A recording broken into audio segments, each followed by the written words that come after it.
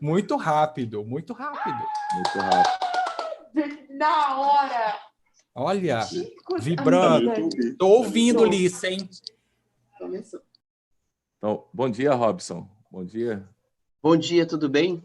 Tudo bem. Meu nome é Jonaci, sou professor de física aqui do Colégio Cristo Rei. A gente estava batendo um papo aqui com Eupídio, né, e com o Gustavo aqui. Isso. E aguardando a vossa presença, né? Muito prazer. Excelentíssima chegada. É muito prazer estar com vocês aqui, cara. Pô, tem várias dúvidas, várias perguntas, porque é sempre um prazer, na realidade, a gente estar trocando ideias, né, E é bom também, né, Jonas, que os nossos alunos, eles veem que... Porque muitos têm principalmente dessa área científica, eles têm uma visão extremamente, digamos assim, quadrada em relação a ela, e é bom que eles veem a área de aplicação. Tem alunos que são interessados na área de química, aí me perguntam, né, que querem fazer, inclusive, o curso de química, e é até legal para esses alunos terem uma noção do que, né, se faz, do que se trabalha, de como se aplica esse conhecimento na prática, entendeu? Gustavo, nós estamos lá no YouTube, lá pode começar, Gustavo. Já? Estamos no YouTube? Estamos online? Olá! Fala, galera do YouTube, beleza? Fazendo um papel hoje meio de youtuber hoje aqui para vocês. Eu sou o professor Gustavo. Hoje nós vamos começar aí, ou ter essa atividade bem bacana, que é chamada de Café com Ciência. Nós temos dois convidados muito especiais aqui hoje, o Eupídio e o Robson, são dois pesquisadores da Unicamp. Muito bem-vindos, tá, meninos? Obrigado pela presença de vocês. Espero que nossa reunião aqui, nossa conversa, nosso bate-papo seja bem bacana e acrescente bastante para os nossos alunos, porque eles precisam ter essa noção aí de como acontece todo esse movimento no nosso meio científico. Queria agradecer vocês a presença mais uma vez, agradecer em nome da Escola Cristo Rei, em nome de todos os professores também, eu, Jonaci também, que estamos participando. Enfim, muito obrigado e que tenhamos um bom bate-papo nesse momento, certo? E aí, Jonas, o que você manda? E aí, vai se apresentar? Vamos nos apresentar, né? Okay. Primeiramente, né? Bom dia a todos. Meu nome é Jonaci Novaes, né? A galera do Cristo Rei me conhece mais como J10, né? Estamos aqui batendo um papo, né? Nosso projeto piloto do Café com Ciência, né? Do Café com Ciência aqui no Cristo Rei. Aqui nós vamos trazer, né?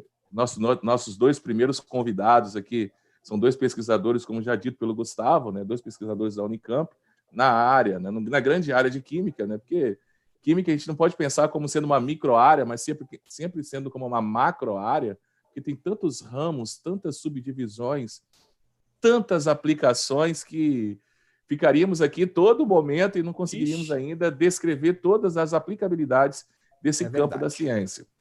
Mas vamos trazer também de outras áreas, não só da área de exatas, não só da área da biomédicas, para que a gente possa, né, discutir, bater um papo, falar sobre mercado de trabalho, falar sobre empregabilidade, sobre ser cientista no Brasil. Se discute tanto sobre ciência e a gente vê tantas pessoas falar sobre ciência, falar sobre tudo isso e a gente fica pensando, e nós ficamos com dúvida às vezes de escrever lá no nosso relatório, ainda na graduação, será que isso é verdade?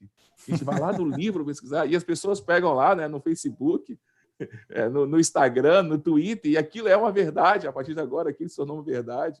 Hoje em dia está muito assim, né?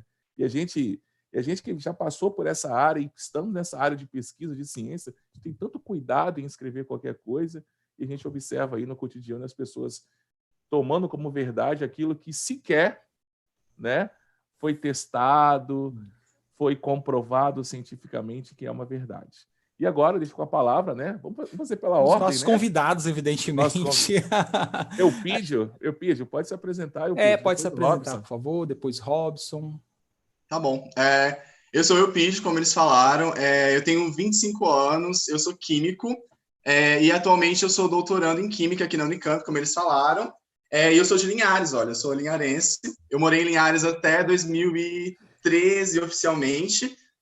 Eu estudei aí, eu fiz ensino médio, eu fiz IF, fiz técnica de administração e fiz técnica em química no CETEC. Aí depois, em 2013, eu passei para graduação, aí eu fui fazer graduação em São Mateus, eu fiz Química mesmo, fiz licenciatura em Química, e aí eu fiquei nessa ponte terrestre São Mateus Linhares, 2013 e 2017, né? Então eu ficava durante a semana toda lá em São Mateus, e ia para a UFES, e alguns finais de semana eu ia para casa, minha família mora em Linhares ainda. Aí, em 2017, eu terminei a graduação, eu passei no mestrado, aí eu me mudei aqui para Campinas, e aí eu fiz mestrado em Química, de 2017 até 2019, na área de Fisicoquímica. Depois eu vou falar um pouco o que eu fiz, assim.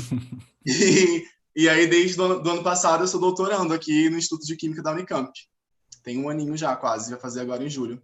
Muito bacana. E você, Robson, conta um pouquinho pra gente aí né, se apresenta aí pra galera que está nos acompanhando no YouTube. Oi, gente. Eu sou Robson Tramontina. Quem não conhece, pode pesquisar, porque eu sou um grande pesquisador. Brincadeira. Eu já procurei ontem. Mas... Vocês dois. Eu sou mato-grossense. Eu vim de uma cidadezinha na fronteira com o Paraná, Paraguaio, chamada Itaquiraí. E, bom, fiz escola pública lá, né? Fiz o meu ensino médio, meu ensino básico, todo na rede pública do Mato Grosso do Sul. E acabei escolhendo o curso de farmácia. A gente pode falar um pouco melhor sobre essa história de escolha de carreira, mas acabei indo para o Paraná, em Cascavel, onde eu fiz o meu curso de farmácia lá, farmácia generalista, que engloba várias áreas. Eu tive a graça de, em 2014, poder fazer o edital do Ciências Sem Fronteiras. Então, eu fiz um ano da minha graduação na Universidade de Utrecht, na Holanda, em um centro de pesquisa, onde eu fui estagiário lá. Fiquei um ano trabalhando com biotecnologia, que é o que eu atuo hoje.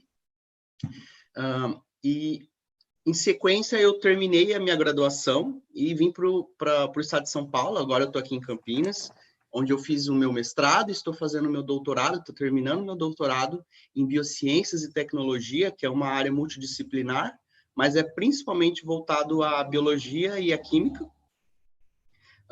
E também, nesse processo de fazer esse meu doutoramento aqui na Universidade Estadual de Campinas, eu tive a oportunidade de fazer algumas disciplinas durante o mestrado na Argentina, na Universidade Nacional de Quilmes. Me especializei em alguns bioprocessos por lá. E também tive a chance de fazer um BEP, que é um intercâmbio de doutorado sanduíche, e eu fui para o Reino Unido, fui para Manchester. Lá também fiz uma parte da minha pesquisa, né? Voltei começo do ano passado. E hoje também, além de doutorado, e relacionado a isso, relacionado aos meus estudos, eu também abri uma empresa de biotecnologia, que se chama Ecra Biotech, e nós desenvolvemos ferramentas para diagnóstico, principalmente, né? Várias ferramentas para os pesquisadores das universidades e para a área de saúde, né? E hoje a gente está aí trabalhando durante essa pandemia para desenvolver soluções para o diagnóstico de coronavírus, né? Isso é uma coisa que a gente tem desafio aí para a gente ajudar o país, né? E é isso, basicamente. Muito bacana, muito bacana. Quer falar mais alguma coisa? Desculpa, te cortei. Não? Não, é isso. E como, assim, pessoal, muito massa, muito bacana mesmo essas informações, porque mostra como que as universidades, elas, né, diferentemente do que se prega em muitos meios de comunicação aí, como elas produzem pessoas, na verdade, não as universidades, mas como elas têm pessoas com alto gabarito e com grande mente, assim, e como essas pessoas são muito importantes para o desenvolvimento do país. E falando nisso, tipo, como que foi essa escolha da carreira para vocês? Em algum momento vocês já tinham a noção que seguiriam essas áreas, ou simplesmente foi uma escolha aleatória? Porque eu, basicamente, na área de química, eu era cientista, eu trabalhava com ciência da computação e decidi, assim, numa faísca de algum momento ir para química, sabe? Então foi algo totalmente, no meu caso, bem, digamos assim, aleatório. No caso de vocês já tinham essa definição de que iriam seguir essa carreira científica, essa área da química especificamente? Já tinham isso no ensino médio de vocês? Eu começo? Pode ficar à vontade. Eu não tinha, na verdade. Desde que eu era muito criancinha, eu lembro assim que eu gostava muito de ler, escrever, pintar, coisa assim. E eu achava que eu queria ser professor, desde muito novo. Só que eu nunca sabia muito bem professor de que eu queria ser, até porque química só começa a ver no ensino médio, então eu não fazia ideia. Aí, quando eu fui fazer ensino médio, eu fiz ensino médio no IFES, e lá no IFES tem um programa de monitoria, que é basicamente quando você é um aluno mais de um ano mais para frente, você dá a monitoria sobre uma disciplina para um ano anterior, né, em resumo. E aí eu fui monitor de português por quase o ensino médio todo, assim, desde o segundo ano até metade do quarto ano do IFES. E aí eu queria fazer letras, assim, eu era louco para fazer letras. Só que aí quando eu fui fazendo, quando eu estava indo para o terceiro ano de monitoria, eu fiquei assim, nossa, eu acho que não é isso que eu quero. Aí eu me vi assim, né, o que eu vou fazer agora? Porque tudo que eu queria fazer era letras. E eu ainda queria ser professor. Só que aí, nesse meio do caminho, procurando o que eu queria fazer, eu fiquei pensando, eu percebi que eu gostava muito de química. Só que eu não era um aluno muito bom em química, assim, eu era um aluno regular, digamos assim, no ensino médio. Porque não era uma coisa que eu me dedicava tanto, assim, enquanto eu me dedicava, por exemplo, para português, literatura, essas outras coisas. E aí, quando eu estava nesse processo de tentar decidir, assim, eu pensei em fazer engenharia química, primeira coisa. Porque quem lembra lá em 2011, 12, estava com o boom das engenharias, né? Muita gente fazia engenharia naquela época, e era assim, né? Ser engenheiro. Aí eu falava, era o momento. Era o momento de estar formado em engenheiro. Justamente. Isso mesmo. E aí só que também eu não sabia muito bem qual que era a diferença entre o que um químico fazia e o que um engenheiro químico fazia. Na minha cabeça era tudo um grande pacotinho da química, e é isso aí.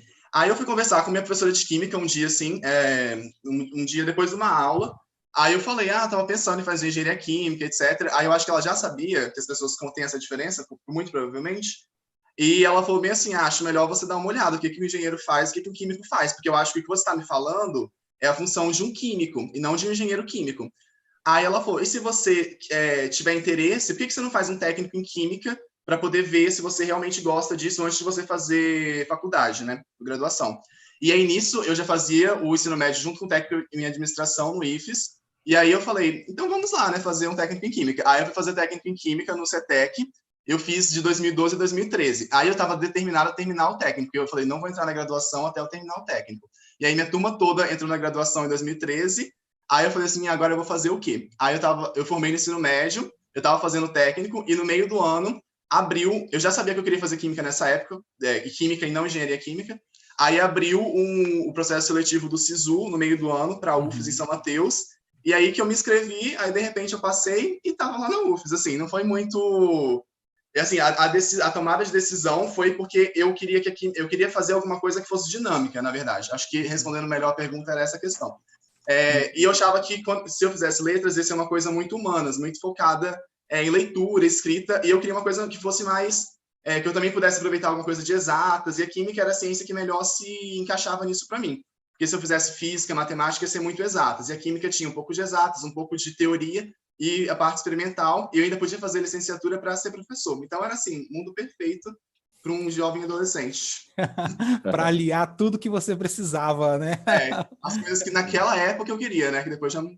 Isso. E você, Robson, como que foi a escolha dessa sua carreira assim, na área de química? Você já tinha essa consciência já desde o ensino médio que ia ou não? Foi assim também gradativo? Foi um processo que foi acontecendo gradativamente com você, assim como o Eupídio? Eu acho que foi muito intuitivo, assim, foi uma coisa que eu realmente tive essa oportunidade de seguir os meus sonhos, né, de seguir as minhas vontades. Acho que isso é muito importante. Mas, assim, eu vim de uma região muito, assim, humilde, né, e naquela época, assim, eu tenho 29 anos, né, então a gente não tinha muita informação, a internet ainda estava chegando nos lugares, mas eu sempre gostei muito, muito de química e de biologia. Eu sempre tive muita facilidade para as duas áreas, e quando eu comecei a estudar no ensino médio, por exemplo, acho que, não sei se ainda a grade é assim, mas a gente sempre tem contato com bioquímica, carboidratos, DNA, e assim, eu fiquei assim, eu quero ser bioquímico. E eu falava, eu nem sabia que existia uma graduação de bioquímica, de engenharia biotecnológica, enfim, dessas áreas mais aplicadas, né, no que eu faço hoje. Mas eu falei, a bioquímica é farmácia, né? Então, eu gostava de ler bula de remédio, eu conseguia entender sobre planta medicinal, enfim. Aí eu resolvi entrar no curso de farmácia, não me arrependo da minha escolha, foi um curso que me ensinou muita coisa, e dentro do curso de farmácia, a gente tem muita bioquímica. Só que é uma bioquímica médica, uma bioquímica clínica, enzimologia, enfim. E eu consegui, então, dentro do meu curso, ter a minha formação independente, digamos assim, em bioquímica, em biotecnologia, aonde, por exemplo, acho que a grade do meu curso tem 5.000 horas, né? Ela tem 5.000 horas, 5.000 horas e 500. Eu, se eu não me engano, acho que eu fiz 3.000 horas extracurriculares, né? Então, realmente, eu fui atrás da minha formação para fazer o que eu faço hoje, que eu manipulo micro-organismos, né? Faço micro-organismo geneticamente modificado, desenvolvo moléculas químicas a partir de processos sustentáveis, né? Então, é uma química aplicada à vida, né? Então, realmente, eu fui fazendo, começou intuitivamente, e depois que eu me apaixonei e encontrei realmente a informação sobre o que é a química, a bioquímica, eu fui atrás e, independentemente do curso, acho que tem interface, é uma área multidisciplinar, como vocês falaram no começo, e a gente vai buscando a formação independente. Então, basicamente, foi assim a escolha da minha carreira. E hoje, eu ainda continuo na área de química sustentável, mas eu estou pivotando também, assim, é uma evolução. Estou pensando até em trocar um pouco a área para a área de saúde, né? Então, é uma química medicinal, porque é o que o país está precisando agora e a gente tem como oferecer. Pô, isso é muito bacana, né? A gente vê que como que vocês vão e como que a gente se preocupa, na verdade, em depois pegar esse conhecimento que a gente adquire dentro das universidades durante a formação, da graduação e pós-graduações também, efetivamente, e aplicar isso para a resolução de problemas da nossa realidade, né?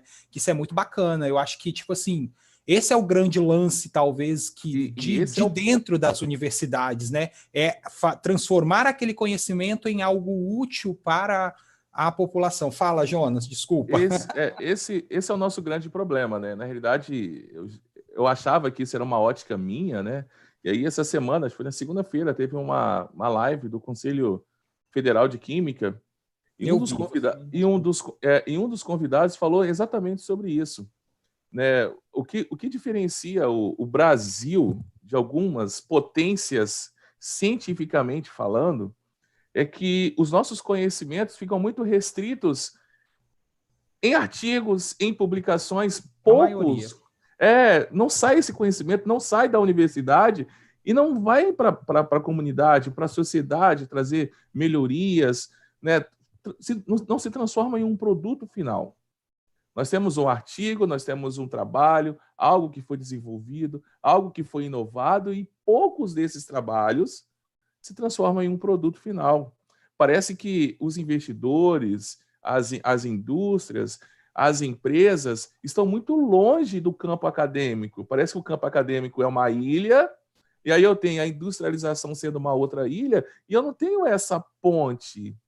Eu tenho investimento público, né, da CAPES, investe lá na ciência, e eu não tenho ninguém que faz essa ponte desse conhecimento, dessas mentes brilhantes, e levar isso lá para a indústria, para isso não é um produto, para que o nosso país possa crescer.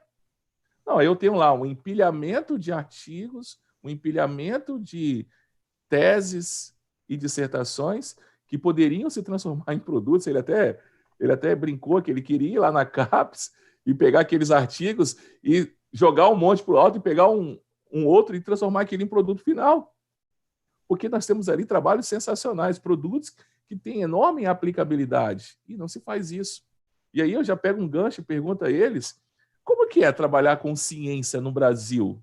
Com essa ilha, né? Nós vivemos em uma ilha, né? Que dificuldade, Jesus!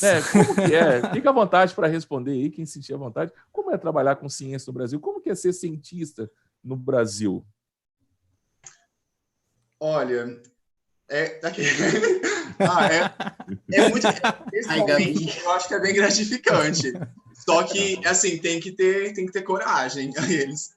Né, tô brincando, mas na verdade eu acho que falta, de fato, essa valorização, assim, né, como, sei lá, como ser professor, eu acho que tá nessa mesma caixinha, digamos assim, são trabalhos muito importantes, mas falta uma valorização da própria sociedade, assim, né, e o que a gente está vendo hoje, não é incentivo de governo? É também, principalmente, porque o cientista, sei lá, a nossa formação, minha do Robson, principalmente voltada para desenvolver as coisas, não é de fazer a ponte, né? Às vezes a gente acaba tendo que fazer, porque senão as coisas não vão sair do papel. No caso, o Robson pode falar melhor disso até.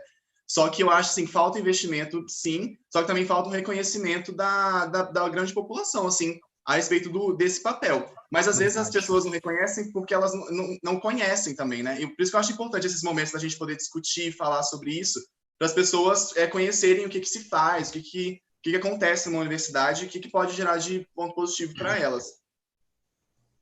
Robson, quer falar alguma coisa? Eu acho que, posso falar sim, eu acho que eu prestei atenção no que vocês comentaram, e acho que eu e o Pidi, a gente tem muitas essas conversas e a gente tem uma opinião formada sobre, né? E, basicamente,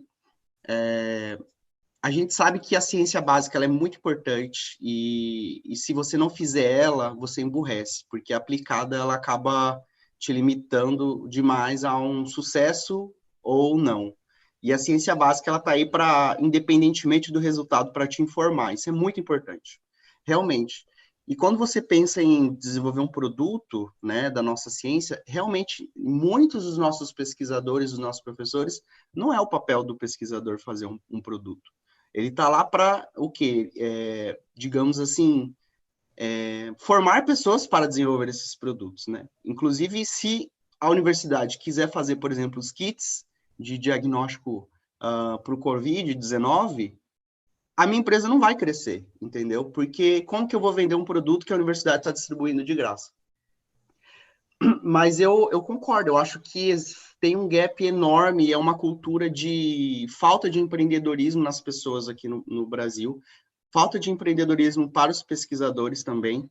Eu acredito que nos Estados Unidos, né, e na Europa, você tem aí um incentivo muito maior, qualquer ideia vira uma empresa, e essa empresa você, no caso, e você fica lá recebendo investimento, tendo seu sustento para você pensar em soluções aplicadas.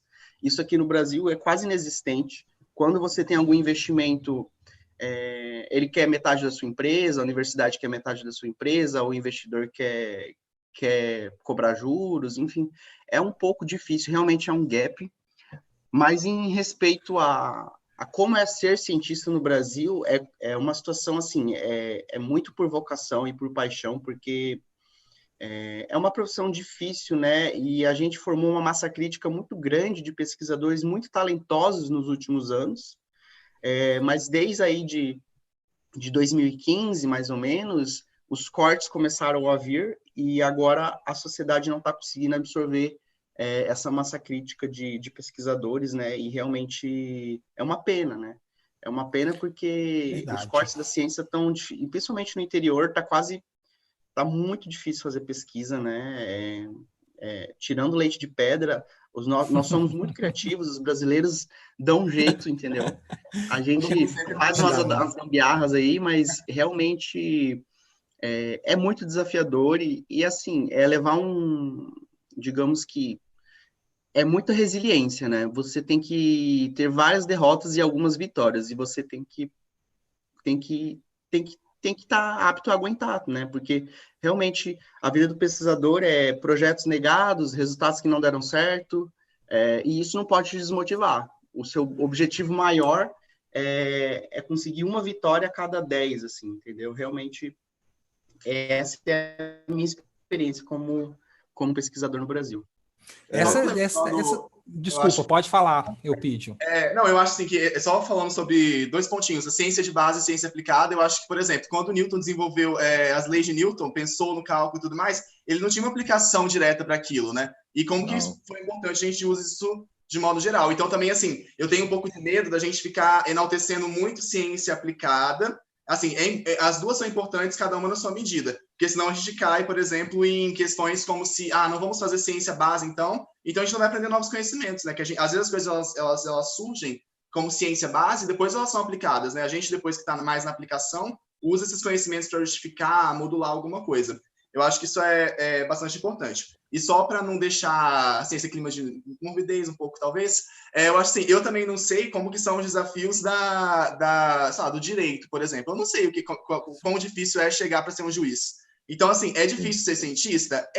Mas foi o que o Robson falou, né? Tem essa questão do talento, da gratificação, do sucesso que a gente acha que tem fazendo as coisas que a gente gosta de fazer. Eu acho que esse é um ponto principal. Mas não é fácil, não vamos dizer que é tudo flores, que a gente sabe que não é, e é importante que as pessoas saibam que não são tudo flores, porque elas têm que cobrar investimento do governo para que a gente possa progredir, ter melhor condição e mais resultados, mais coisas novas para beneficiar a própria população, né?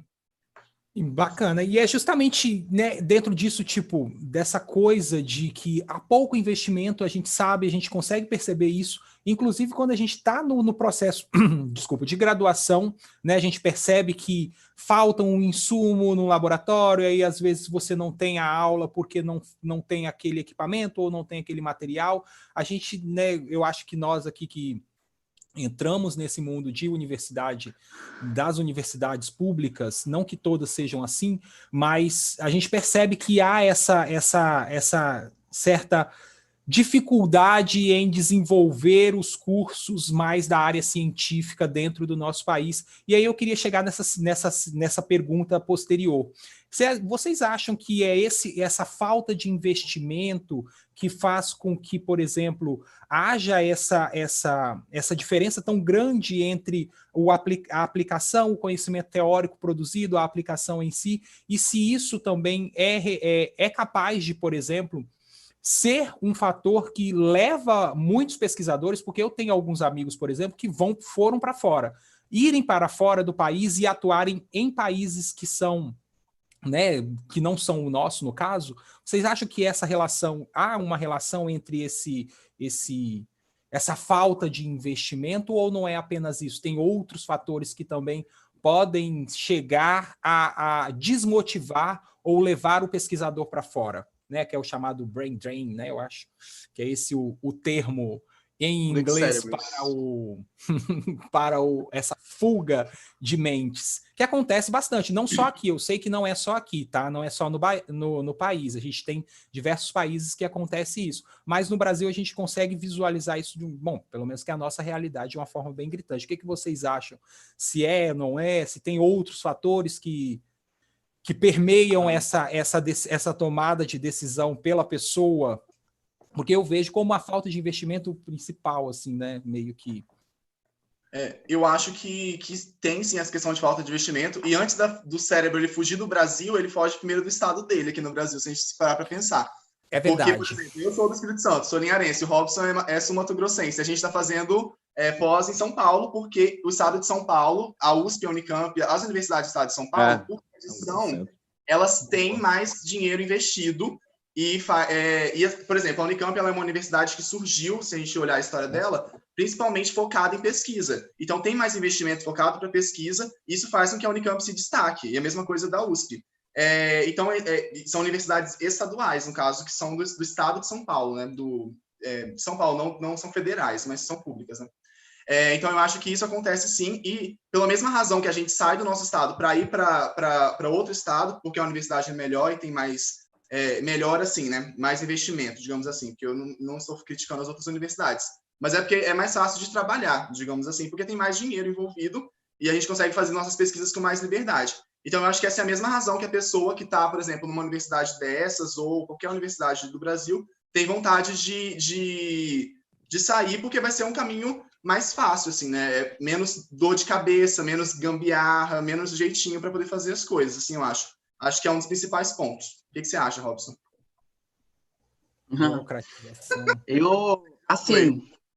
O brain drain, ele existe porque a gente é acostumado com essa nossa realidade aqui no Brasil, só que muitas vezes durante a nossa formação a gente tem a oportunidade de ir para fora, né? Seja num congresso, seja num intercâmbio, e a gente enxerga a realidade lá fora, e a gente vê que com muito menos, digamos assim, esforço, a gente tem resultados experimentais e financeiros melhores que aqui no país, isso é fato.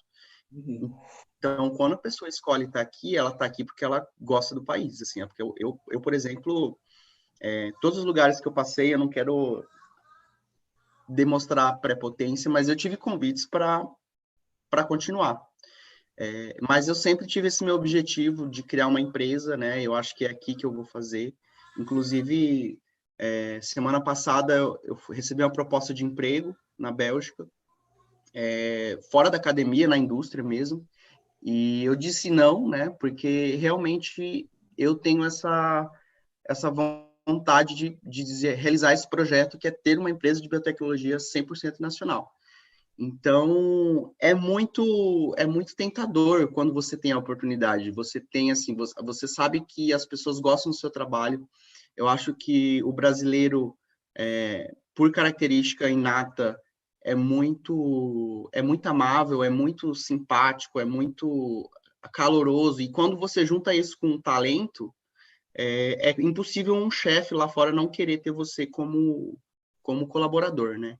Então, o Brain Drain, ele vem porque é muita ameaça, além de muito corte de gastos, são muitas ameaças, desfeitas, negacionismo. Isso realmente mexe com a gente. Eu acho que como a gente trabalha com a verdade, a gente busca a verdade, a gente exerce o método científico na nossa vida, é muito triste ver essas coisas acontecendo aqui e todo mundo e ninguém fazer nada, entendeu? Essa questão de cloroquina, essa questão de vírus chinês, de criado em laboratório, e aí depois cortam, sabe? Isso, gente, é só aqui no Brasil, sabe, que está acontecendo esse tipo de coisa. E às vezes lá um pouco nos Estados Unidos também, porque tem um cenário parecido lá. Mas é isso, vamos... tem que perseverar, não adianta.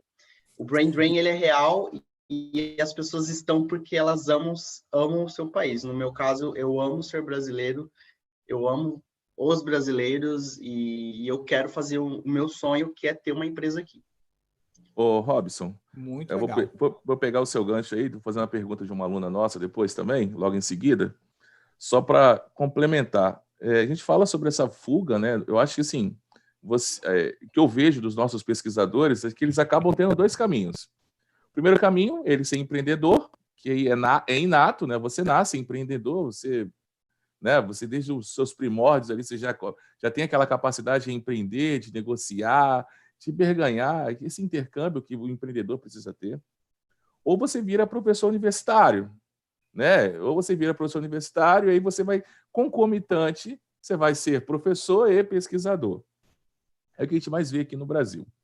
Mas eu vejo também isso por um outro lado também, né? A gente, no país, né? O professor de História e Geografia poderia falar muito melhor do que eu, mas pela análise, assim, o Brasil começou a se industrializar na década de 50, teve um grande boom de industrialização, atingiu seu auge lá em 1980, 23%, 25% do PIB era de indústria de base, né? Manufaturados, produtos industrializados, o Brasil se industrializou. Da década de 80 para cá, o Brasil está perdendo suas indústrias. A palavra não saiu. Está perdendo as suas indústrias. Então, quer dizer que hoje o nosso PIB hoje é 10% das indústrias. A gente está vendendo o quê? Vai lá, extrativismo mineral. A gente vende minério lá para a China e a gente não manufatura esse minério. Não transforma isso em um bem de consumo. A gente está virando mais um país de agricultor, né? De agricultura, vendendo alimentos, de commodities para o exterior. E aí a gente fica pensando, caramba, por quê? Aí a gente fica até meio frustrado, até os nossos alunos, por exemplo, pensando em profissões, falam assim, nossa, mas eu tenho um tio que ele é engenheiro e ele, poxa, estava bem empregado, porque ele estava formado nessa década aí, ó, de 80, 90, que tinha emprego nas indústrias. Agora, se eu diminuir o número do PIB, eu tenho menos indústrias de base, menos indústria, menos transformações. Então, eu tenho menos emprego agora. Então, quer dizer que é um processo muito árduo, tem que olhar o Brasil um pouquinho diferente. Não é que está fugindo só cientistas, está fugindo todo mundo, porque essas pessoas acabam formando e acabam assim, olha, e agora? Eu vou fazer o quê? Eu vou virar empreendedor? É uma pequena parcela que consegue ser empreendedor. Eu não consigo ser empreendedor. Eu quero ser um colaborador. eu tenho capacidade, eu não consigo lidar com pessoas. Eu sei trabalhar lá no laboratório, na minha pesquisa e tal. E aí? Aí eu fazia concurso para ser professor. Ei, cadê os concursos? Não tem? Tá, então a gente fica meio naquela...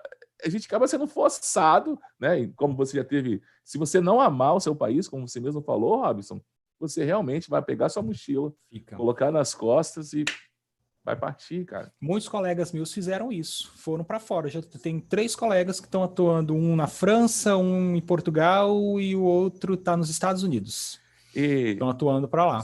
Só para fazer a pergunta... Formados comigo também. Só fazer uma pergunta de uma aluna nossa, né? A Bárbara Molin, ela quer muito ser cientista, ela me disse que queria fazer psicologia, né? Ela quer essa área também de biomédica e tal, e é uma aluna que desde o 9º ano eu dou aula para ela, é uma aluna espetacular, e ela fala bem assim, a pergunta dela. Aí quem se sentir mais à vontade pode responder. Ela quer saber como que é esse processo para se tornar pesquisador. O que se deve buscar? Porque carreiras um pouco mais tradicionais são muito mais simples de entender esse processo. Aí ela quer saber o seguinte, eu fiz uma carreira não tradicional, por exemplo, química, é fácil. Eles conseguem ligar química à pesquisa, mas talvez eles não conseguem ligar, por exemplo, uma outra profissão a ser pesquisador. É porque, na realidade, né, aí você pode até falar, as pessoas ligam assim, eu fui no laboratório, então isso é pesquisa. Acha que a pesquisa está sempre ligada ao laboratório. Você pode falar um pouquinho sobre isso, Robson? Ilusão. Nossa, a gente fica muito mais tempo aqui, ó, nessa cadeirinha aqui, ó. Então fala, Robson, como é que é esse processo aí, de se tornar um pesquisador? O que você precisa ter? Sim, dá uma luz para a Bárbara. Resume isso aí. É um passo. Então, vamos lá, gráfico XY, né? É aritmético. É uma carreira aritmética. Você começa numa IC, depois você vai para um mestrado, você faz um doutorado, você faz um pós-doc, depois um segundo, quem sabe, um jovem pesquisador, um professor visitante, até você virar um professor ou um pesquisador de um centro. Então, são anos, né? É mais do que uma segunda graduação, muitas vezes. Então, é um exercício de paciência, e eu que tenho essa inquietude, até por isso que eu empreendo também, porque não consigo ficar parado, não tenho paciência para ver as coisas surgirem assim.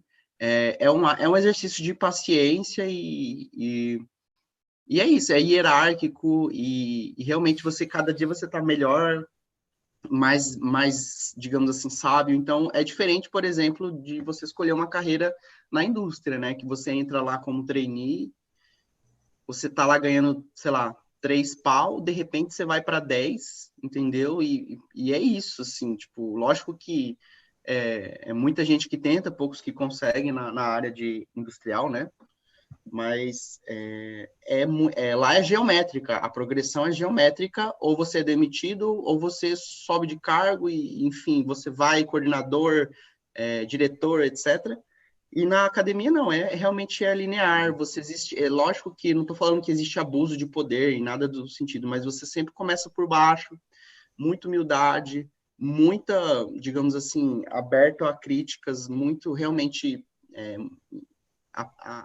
tem que crescer muito, e daí você vai conquistando seu espaço, né? Hoje, agora que eu estou no fim do meu doutorado, que eu me sinto seguro de estar aqui falando para vocês, de orientar outros alunos, de escrever projetos. Então, é uma carreira realmente que é muito aritmético a progressão dela.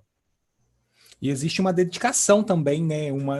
Né? Você precisa ter uma dedicação legal para isso, porque eu sempre falo com os meninos, eu sempre falo com eles que todas as áreas que a gente estuda, né, desde áreas de humanas, áreas de exatas, elas são áreas de pesquisa, né? Você pode realizar essas pesquisas dentro dessas áreas. Você tem uma diferença na forma como essas pesquisas são realizadas, mas você é um pesquisador a partir do momento que, por exemplo, igual a Bárbara, quero trabalhar com psicologia, tem um determinado paciente com uma situação X, aí ela começa a verificar, por exemplo, quais as soluções para o problema desse paciente.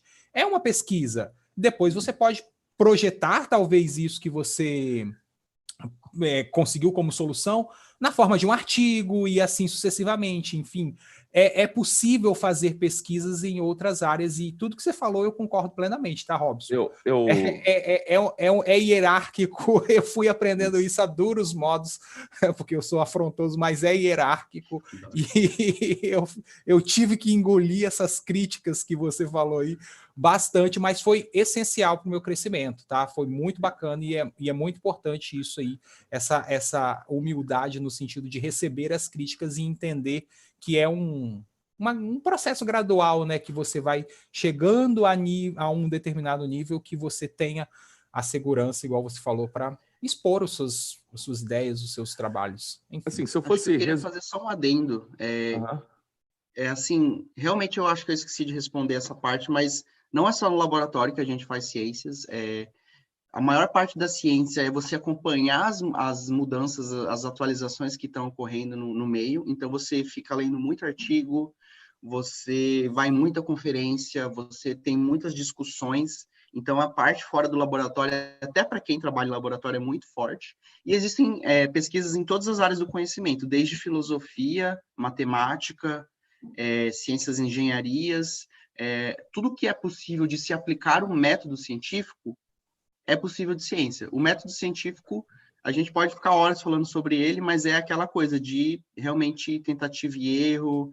São vários tipos de métodos que buscam nada mais, nada menos do que a verdade de uma maneira que nós podemos provar, entendeu? De confiança. Se a gente tem uma pergunta para responder, a gente consegue fazer uma pesquisa e um projeto em cima disso. Então, acho que essa é a grande questão. Um aluno nosso perguntou, acabou de mandar aqui no WhatsApp assim, se eu fizer química, só tem como eu trabalhar como professor, né? Não, tá muito enganado. Eu nem trabalho como professor. Então, mas é uma visão que a gente tem mesmo. Eu fiz licenciatura em Química. Para quem não sabe, licenciatura é o curso que você tem 2 tipos de modalidade, o bacharelado e a licenciatura. Então, a licenciatura é quando você faz para ser professor. E mesmo assim, eu não sou professor atualmente, né? Se eu fosse me dar uma profissão, eu me classificaria como cientista pesquisador atualmente. Então, um químico, ele tem várias possibilidades, desde trabalhar na indústria, ser professor, sim, que é bem legal, inclusive, mas também tem muita coisa envolvida com pesquisa, e quando você vira pesquisador, cientista, tem mais um leque de possibilidades gigantesco que você pode trabalhar. Então, quando eu pensei em fazer química, eu nem pensava que eu ia estar aqui, por exemplo, agora falando isso. Porque quando eu pensei no curso, eu pensei que eu ia terminar a minha graduação e dar aula, que é um caminho que muitas pessoas fazem, e depende do que você quer para sua vida, assim, né? Eu sinto muitas saudades, na verdade, dessa minha parte de licenciatura, assim, porque eu gosto bastante. Mas foi um caminho que nesse momento, eu não escolhi. Mas tem várias possibilidades. É muito importante conversar com as pessoas que fizeram o curso e as pessoas que estão trabalhando em áreas não convencionais, assim, né? O que não se espera daquela área. Porque, por exemplo, eu sou químico licenciado, o Robson é farmacêutico. O que você esperaria da gente? Eu dando aula, sendo professor, e o Robson trabalhando numa farmácia, não é? Numa farmácia. O que a maioria das pessoas pensam, né? Exatamente. E eu sou de Linhares, eu sei que eu tinha essa visão. A não ser que as coisas mudaram muito nos últimos 10 anos, assim, eu tinha muito essa visão, tipo, desse tipo de formação, né? Essa formação é para esse tipo de trabalho. E, atualmente, a gente vê que não é assim, né? Tipo, cada vez mais o mercado está muito dinâmico, e a gente tem que entender também, não só, tem que entender várias coisas para decidir um curso, né? Como que o curso é, se a gente vai ter paciência de ficar 4 anos estudando, 4, 5, 6, e depois o que esse curso pode fazer, o que a gente pode atuar depois que a gente se forma. São coisas muito importantes para se pensar. Eupídio, vamos resumir, não sei se o Robson pode concordar comigo. Então, eu tenho uma sociedade, tenho um grupo de pessoas, ali eu tenho um problema ou um comportamento, e eu sou uma pessoa desse grupo, dessa sociedade, desse grupo de pessoas, que vou tentar resolver esse problema ou vou tentar entender esse comportamento. A partir desse momento, eu me tornei um pesquisador. Eu estou tentando buscar uma solução ou buscar uma análise comportamental daqueles indivíduos, tentar buscar trazer uma melhoria, algo que facilite a sobrevivência, que facilite o compartilhamento de algo para aquelas pessoas. Então, eu posso resumir que ser pesquisador é alguém que está buscando a todo momento, né, algo melhor para aquele grupo específico de pessoas. buscando alguma coisa, que seja conhecimento, que seja um produto final, que seja um outro caminho, mas isso é ser pesquisador. E aí, para a gente concluir, né? Concluir não, estamos perto do nosso, estamos chegando ao nosso final do nosso bate-papo, uma pena, né? Mas ficaria conversando com vocês. Pois é, eu sou o tipo de pessoa que gosta de conversar bastante. Tem que fazer a parte 2, né? Isso, tem que fazer a parte 2. Já, convite aberto, tá? Tendo disponibilidade, vamos convidar sim. A pergunta é o seguinte: nós que moramos em uma cidade do interior, a gente pode considerar que Linhares, nós somos o Espírito Santo, um estado, teoricamente, não é um grande pum, economicamente falando. Então, nós estamos no interior de um estado que, mesmo estando na região sudeste, a gente não é tão desenvolvido assim. Então, nós estamos no interior de um estado do interior do sudeste, mais ou menos assim. Então, a gente tem essa visão muito polarizada de cursos tradicionais. Então, a engenharia não está bem, então risco no meu mapa. Direito tem um monte de direito. Tá, então é medicina. Então, essa polarização que as cidades do interior têm sobre o curso de medicina, e aí eu pergunto para vocês, existe possibilidade de você ter uma carreira profissional, estabilidade financeira, sucesso profissional, realização pessoal fora da medicina? Ou você não consegue isso? Você só consegue a satisfação pessoal, você não consegue uma estabilidade, né? Você não consegue ter sua casinha, ter suas coisas, né? Também a gente estuda para isso também. Será que só existe a medicina, essa polarização medicina? O que vocês acham disso? Dessa supervalorização, principalmente em cidades do interior. A gente vê isso muito no interior, tá? Essa supervalorização do curso de medicina. O que vocês acham sobre isso? Vocês que são são de outra área, né? O que vocês acham disso? Pode militar aqueles, né? Não, eu acho que no futuro, gente, nem a medicina vai dar dinheiro, sabe? Todas as profissões, elas estão indo por um ritmo de, assim, digamos, de dominação, proletário, enfim, todo mundo aqui que tem uma profissão, tem um ofício e explora da sua mão de obra, vai ser desvalorizado no futuro, assim, vai ter, entendeu? Então, acho que nem a medicina vai se salvar do que está acontecendo no mundo, assim, e realmente as pessoas que são donas dos meios de produção que vão estar ganhando dinheiro de verdade. Então, já sugiro que você faça uma coisa que você é bom, né? Independentemente do que você escolher.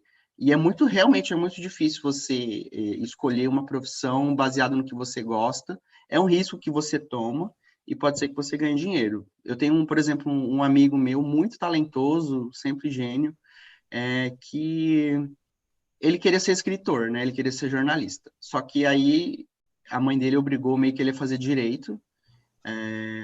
E ele meio que teve que ressignificar os talentos dele e tudo mais. E hoje ele está muito bem, ele virou juiz, né? Então, realmente, ele conseguiu ressignificar esse sonho dele. Então, é aquele balanço. O que é o meu sonho fazer? O que eu sou bom? E o que dá dinheiro? Não dá para escolher é quase impossível, né, escolher os três, assim, né? Mas... o diagrama de Venn, a ciência aí. Então, realmente...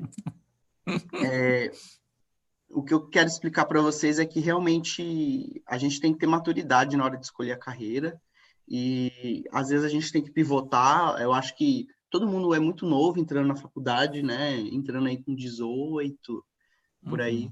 E às vezes pode mudar, não tenha vergonha de mudar de curso ou de tentar coisas diferentes, né? Realmente vamos acompanhando o mercado, vamos aprimorando, se autoconhecendo. A medicina está cheia de gente, tem muito médico bom, tem muito médico ruim, entendeu? Como todas as outras profissões. Acho que medicina é muito sonho, realmente interior tem essa coisa, porque o médico ele tem um status na cidade e que o químico não tem, entendeu? Então, realmente, dá essa destacada, né? Quem faz direito, medicina, a arquitetura, engenharia civil, parece que no interior tem uma outra visão, né? É doutor, né? Que realmente a gente sabe que doutor é só os coleguinhas aqui, né? Mas os químicos normalmente são chamados, você é louco? É só um comentário sobre isso. Eu acho que, por exemplo, não é falsa modéstia nem nada, mas, por exemplo, eu não era um aluno ruim do meu ensino médio. E nem por isso eu fui fazer medicina, por exemplo, porque, para mim, hoje em dia eu tenho plena certeza disso, que sucesso para mim não é estar saindo agora do hospital essa hora da manhã, depois de ter ficado 12 horas no plantão, porque não é uma coisa que eu gosto de fazer. Para mim, sucesso é sair de uma reunião que a gente discute coisas de ciência, eu escrever um artigo, eu poder ter meus resultados e publicar, por exemplo, nessa reunião de agora, são sinônimos de sucesso para mim. Então, eu acho que o mais importante é a gente entender o que é o sucesso para a gente. O que realmente, o que te move, assim? Eu acho que quando a gente está saindo do ensino médio, isso é mais difícil de responder. Mas a gente tem alguns indícios, sabe? Tipo assim, o que realmente eu gosto muito de fazer. Isso provavelmente vai ser uma coisa que você vai ter sucesso. E aí você conseguindo balancear isso com uma coisa que também dá para ter um emprego, né? Porque eu gosto de fazer muitas coisas, mas não ia estar rolando de trabalhar com isso. Mas tendo um balizamento aí entre o que a gente gosta de fazer e o que o mercado está disponibilizando para a gente, eu acho que é o mais importante. E, assim, sempre a gente vê que a medicina, ela é realmente... as pessoas dão muito valor para isso, até mesmo nessa questão toda da pandemia, né? Quem faz as pesquisas envolvendo o coronavírus, a maioria das vezes são biólogos, bioquímicos, farmacêuticos, e quem sai sempre com os louros são os médicos, né? Se o médico fala alguma coisa, é que o médico falou, mas às vezes o médico nem sabe daquilo, porque ele não pesquisa aquilo. A atuação daqui do médico é uma atuação diferente da atuação do pesquisador. Então, isso é bem, bem comum, e a gente tem que mudar um pouco esse pensamento, eu acho, assim. Enquanto a gente puder mudar esse pensamento. Não estou desmerecendo os médicos, né? Pelo amor de Jesus. Claro. Com certeza. E é o que eu sempre falo com os meninos. Quer ser médico? Desculpa. Quer ser médico? Pode ser médico.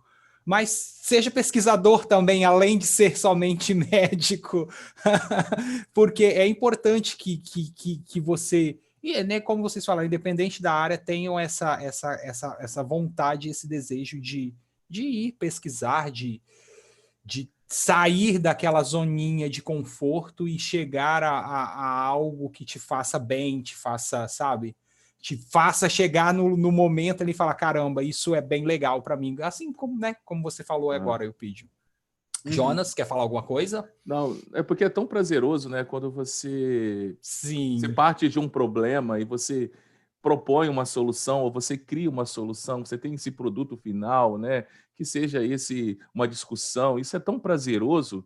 Eu acho que é tanto quanto você poder comprar um automóvel zero no final do ano, sei lá, é prazeroso também. As pessoas te citarem, poxa, olha, um trabalho do Robson, que o Robson fez, eu estou citando, pegando linha, né? Pegando aquela mesma linha de pensando no guarda-chuva, pensando um viés daquele projeto, estudando, analisando. Isso é tão bom, isso é tão prazeroso também. Isso traz para a nossa vida também algo que o dinheiro não vai comprar. Né? Claro, pensando, temos que ter emprego, temos que pagar nossas contas, claro. Mas nós também tem uma balança aí, né? Temos que ter uma balança. O prazer emocional. O prazer emocional é muito importante para a gente. Ele é muito bom. Isso aí. E aí, Jonas, tem... E tem uma pergunta da Maria Clara. Você consegue ler aí para eles? Só um minutinho. A Maria Clara... Maria, ela falou assim, ó. A questão do Brasil é que, na maioria das vezes, o país não procura formar esses cientistas e dar os suportes para mentes brilhantes a fim de desenvolver os projetos e novas tecnologias, mas procuram exportar tudo e alienar a população. Qual é o pensamento de vocês a respeito disso? Que foi aquilo que a gente discutiu, né, anteriormente. Eu acho top, Maria Clara, porque eu acho que falta, na verdade, uma alfabetização científica na população brasileira. Por exemplo, a população brasileira, em geral, quase todo mundo, não entende de ciência, e não é um problema da população, é um problema do governo mesmo, assim, vamos falar a verdade. O governo não forma as pessoas para isso. E aí, quando chega uma pandemia, por exemplo, aquecimento global, gente, a gente está num ponto que as pessoas acreditam que a Terra é plana. Então, é nesse cenário aí que estamos que chega pra gente uma pandemia. E aí, se pessoas acham que a Terra é plana, você acha que as pessoas vão achar o quê do coronavírus? Porque as pessoas não têm alfabetização científica. E isso é por N fatores, né? Tipo, fatores que basicamente são o governo. Eu acredito que o governo às vezes não quer as pessoas informadas para poder discutir e cobrar as coisas do governo. Um pouco de militância aqui agora? Bastante. Mas eu acho que tem que ser... É essencial. Assim, eu acho que militância pela ciência, de fato, assim, porque a gente precisa... as pessoas precisam entender o que é para poder não falar certas coisas, não engolirem certas coisas que são passadas por WhatsApp, por Facebook, Instagram, etc. Minha opinião. E você, Belíssimo, Robson? disse tudo. Disse tudo, né? E aí, Jonas? Então, eu acredito assim que tentar ser bem breve, mas a gente tem que parar para pensar dessas exportações, é que as pessoas têm as pessoas assim, os responsáveis pela nossa balança comercial, os nossos governantes, muitas vezes eles têm um pensamento muito raso, soluções que acham que são soluções muito simples para os nossos problemas. Então, por exemplo, importar respiradores da China a curto prazo parece ser muito melhor do que investir em ciência para desenvolver os nossos respiradores, né? Sendo que a gente sabe que pode ter outras pandemias, pode acontecer outro problema, o vírus muta, e vai ter que comprar tudo de novo, e aí pode ser que não tenha. Então, realmente, investimento em ciência, a priori, não parece ser uma prioridade para o nosso governo, né? Isso porque falta realmente o cientista, ele tem a obrigação de ser divulgador científico, como o que a gente está fazendo aqui hoje, e também entrar na área de política. A gente infelizmente, talvez, a gente tem que entrar nessas áreas também para poder demonstrar importância, né? E não é porque a gente está ganhando dinheiro com isso, né? Que é o nosso ofício, é porque é para o bem da nação, né? Então, realmente, desenvolver tecnologia, muitas vezes vai dar prejuízo, vai ser mais caro produzir aqui no Brasil. Por exemplo, as biorefinarias, as usinas de cana-de-açúcar, é mais caro do que fazer uma gasolina lá. Só que gera muito mais emprego, entendeu? É a longo prazo que a gente tem que pensar. Então, é isso, gente. Não é só questão de valor, de preço. Realmente tem que pensar muito maior que isso, né? Gerar valor para as pessoas, né? E acho que não só a gente tem que divulgar isso, como todo mundo, aqueles que estão assistindo a live também, que sabe disso, a gente tem que ser porta-voz disso. Porque senão a gente vai ficar refém das pessoas que não sabem e tomam essas decisões sem saber. As pessoas não têm informação, não escutam quem tem informação e querem tomar as decisões. A gente não pode ficar refém disso. Isso depende bastante da gente. Acho que é um ponto fundamental. Isso. A gente está chegando aqui ao nosso final agora, né? Vamos para nossos agradecimentos e palavras finais, realmente. Mas eu achei o tempo curtíssimo. Só para reforçar a fala do Eupídio, né, que ele falou sobre a dificuldade de escolher uma carreira e tal, eu também tenho essa muita dificuldade, porque eu, como professor de ensino médio, eu fico ensinando uma ciência experimental teórica. Imagine como a gente trabalhar... Isso é por vontade de quem, Robson? É vontade nossa? Não, a grade curricular nos colocam 2 aulas de química, 2 aulas de física no ensino médio. Um ensino que deveria ser integral e um ensino sempre... Porque é questão governamental. Então, como que nós vamos levar o nosso aluno? Nós vamos com um projeto esse ano aqui na nossa escola de laboratório de ciências naturais, né? Que nós começamos.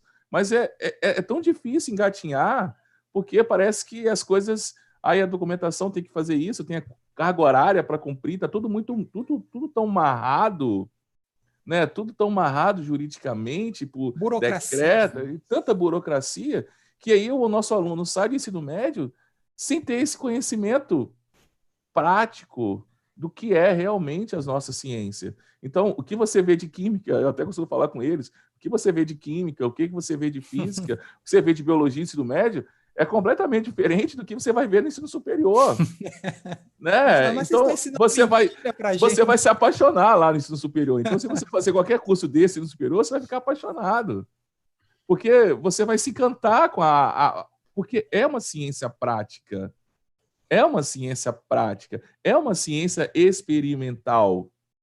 Quem faz um curso nessa área tem muito mais aulas experimentais do que a aula tradicional de cuspe-giz, aquela aula do professor lá, é muito mais de observação, é muito mais isso. Então, a gente está muito aquém. A nossa ponte, que seria entre o ensino e o curso superior, não faz nós temos esse gap, temos esse intervalo. A gente não vai para o laboratório. Aí nós formamos as pessoas, como a maioria dos brasileiros não tem acesso ao ensino superior, nós temos uma massa de pessoas com opinião formada, sem embasamento nenhum científico, que é o que vocês acabaram de dizer. Então, verdade. Nós vamos deixar aqui, Gustavo, faz os seus agradecimentos. Depois, eu que vou fazer o fechamento. Depois, por ordem alfabética, o Eupídio deixa sua fala final, depois o Robson aí, o Robson faz o encerramento final aí pra gente. E, antemão, já quero agradecer vocês dois aí, né, pela participação. Pô, é um prazer conversar com vocês. Poxa, veja assim, vocês estão jovens, né? O Eupídio com 25 anos e o Robson com 29 anos aí, parecendo veteranos aí da ciência, aí, né? Já, sim, falando com grande embasamento. Com grande propriedade. Já estamos se comportando quase como professor titular de universidade, falando. Poxa, sensacional, tá, Robson? Gostei muito. E até pela experiência que vocês estão tendo, né? No grande centro, como nós estamos falando, de São Paulo. São Paulo é uma vitrine para toda a América Latina, e até falei com os para o mundo também. Nós somos uma vitrine. Nós pegar a Universidade de São Paulo, nós temos entre as 100 melhores do mundo. Então, a gente não está... O mundo não fecha os olhos para a nossa universidade, não. Porque senão não teria essa fuga de mentes, né, para o exterior. Eles estão nos observando aí, sim. Né? Nós que achamos que o Brasil não faz ciência, porque essa ciência não é divulgada internamente, né? Ela é divulgada mais... Nós escrevemos artigos e nós publicamos aonde? Em revistas internacionais, né? A maioria dos nossos artigos são em revistas internacionais. Então, o mundo nos observa e nós não nos observamos. É mais ou menos isso. Então, vamos lá, Gustavo. Então, pessoal, eu gostaria de agradecer a presença do Eupídio, a presença do Robson, na nossa primeira live aí, que foi chamada de Café com Ciência, em nome do Colégio Cristo Rei. Gostaria de agradecer a presença de vocês, o tempo disponibilizado para estar aqui conversando com a gente, conversando com os nossos alunos, e espero que a gente tenha mais um outro ou outros contatos como esse, porque é muito interessante passar para os nossos alunos essa ideia de como que a ciência ela é trabalhada de fato, né, na sua realidade dentro do Brasil, e como que vocês, pesquisadores que estão dentro desses centros, veem toda essa dinâmica do contexto científico aí dentro do nosso país. Bom, obrigado. Então, se quiserem deixar aí os seus agradecimentos, também vou deixar aberto para vocês, tá? Eu queria agradecer também pelo convite, foi bem legal falar. Eu espero que tenha ajudado alguém que tinha alguma dúvida, alguém que queria entender um pouco melhor sobre como que é esse cenário todo, apesar de ter sido bem curtinho, a gente ter dado só algumas pinceladas, mas quem quiser, assim, eu acho que está aberto para as pessoas perguntarem, né, correrem atrás também. Acho que é importante a gente ter a primeira visão para saber do que a gente tem dúvida, né, e sanando uma dúvida para surgir outra. Então, eu queria agradecer ao Colégio Cristo Rei, a vocês, e é isso, quando precisarem, e se eu estiver disponível, só chamar. Sim. Também gostaria de agradecer o convite. Muito obrigado. Eu gosto muito, acho que é meu dever, assim, compartilhar das experiências que eu tive. Eu acho que ninguém faz nada sozinho, e por isso que eu gostaria de me disponibilizar. Até coloquei aqui o meu Instagram e o Facebook, o LinkedIn da nossa empresa, a Ecra Biotech, né? Vou fazer um jabazinho aqui, ó. Nós temos um produto hoje para fazer o teste de coronavírus, e quem tiver mais interesse nisso, pode dar uma biscoilhada aí na internet, e eu espero que vocês aí façam escolhas maduras e conscientes sobre a profissão de vocês, e eu me disponho a poder ajudar de qualquer maneira. Então é isso, pessoal. Então, muito obrigado pela participação de vocês. Pessoal que acompanhou a gente pelo YouTube também, muito obrigado. E até os nossos próximos encontros, que provavelmente vão acontecer. Eu acredito que devam acontecer aí novamente. Tá bom? Jonas, quer falar algo? Não, acho que é só isso. Só agradecendo mais uma vez o Eupídio e o Robson, é um prazer, né? Até nós, né, nos sentimos motivados. O Gustavo sempre bate papo no corredor, e aí, vamos começar o doutorado, vamos começar. E a gente fica tentando para depois. A gente sabe que quando a gente escolhe um caminho, né, de começar a trabalhar e assumir responsabilidades, fica um pouco tudo mais difícil, mas a gente se sente até motivado. Pô, vamos falar, né? Conversando com Eupídio antes, sobre o trabalho dele também na área de biopolímeros também, trabalha com isso. Nossa, eu queria conversar sobre isso, mas infelizmente não deu. Outra live. Vamos marcar outra live, mas um prazer enorme estar com vocês. Agradeço a todos, agradeço ao Gustavo também por intermediação, ao Colégio Cristo Rei, mesmo sendo colaborador, uma oportunidade dessa, para mim, foi um ganho profissional muito grande. E espero fazer um convite para vocês, mais à frente, assim que a gente passar essa maré dessa pandemia, para presencialmente estar aqui com a gente, aqui em Linhares, aqui no Colégio Cristo Rei, né? A gente bater um papo com nossos alunos do pré, né? Esse papo mais próximo, onde eles vão poder ver que vocês são reais, que vocês realmente existem, não são só figurinhas, né? Então, um prazer. Podemos sim, o Rob vai. Pode deixar que já conheço Linhares. Isso aí. Adoro aquela lagoa lá. Lagoa. Então, isso é bacana, já é uma... Quando era possível viajar de um estado para o outro, o Robson foi no final do ano aí para Linhares também. Pô, massa, legal. Massa. Legal. Então, quem sabe próximo ao Enem, no próximo final do ano, vocês estão aqui com a gente, bater um papo. O Robson falar um pouco mais, falar um pouco mais da sua empresa, falar um pouco mais de Unicamp, né? Falar um pouco mais do projeto de vocês. Então, é isso, acho que é isso aí, né? Então, vou bater palma para vocês, cara. A gente não tem, né? Bater muito palma para vocês. Muito bom, obrigado. É muito importante isso de mostrar que as nossas universidades, os nossos centros, eles são vivos e produzem um conhecimento real, diferente do que se propaga aí pelos esses meios através das nossas queridas fake news. E que nós não fazemos só música sertaneja e jogamos futebol, fazemos ciência também, tá? E de qualidade. É importante. De qualidade. Isso aí. Perfeitamente. Então é isso. Obrigado, pessoal. Tchau e até a próxima. Até a próxima. Tchau, obrigado.